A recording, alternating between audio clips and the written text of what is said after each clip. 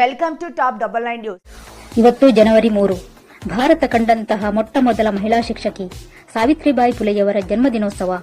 ಅವರು ತಮ್ಮ ಪತಿ ಜ್ಯೋತಿರಾವ್ ಫುಲೆ ಅವರೊಂದಿಗೆ 1848ರಲ್ಲಿ ಪುಣೆಯಲ್ಲಿ ಬಾಲಕಿಯರ ಮೊದಲ ಶಾಲೆ ತೆರೆದು ಮಹಿಳಾ ಶಿಕ್ಷಣ ಮತ್ತು ಸಬಲೀಕರಣಕ್ಕಾಗಿ ದುಡಿದರು. ಜಾತಿ ಮತ್ತು ಲಿಂಗ ತಾರತಮ್ಯದ ವಿರುದ್ಧ ಹೋರಾಡಿ ಸತ್ಯಶೋಧಕ ಸಮಾಜ ಸ್ಥಾಪನೆಯಲ್ಲಿ ಪ್ರಮುಖ ಪಾತ್ರ ವಹಿಸಿದ್ದರು. ಬ್ರಿಟಿಷ್ ಸರ್ಕಾರ ಸಾವಿತ್ರಿಬಾಯಿ ಫುಲೆಯವರಿಗೆ ಇಂಡಿಯಾಸ್ ಫಸ್ಟ್ ಲೇಡಿ ಟೀಚರ್ ಅನ್ನುವ ಬಿರುದನ್ನು ಕೊಟ್ಟಿರುತ್ತಾರೆ.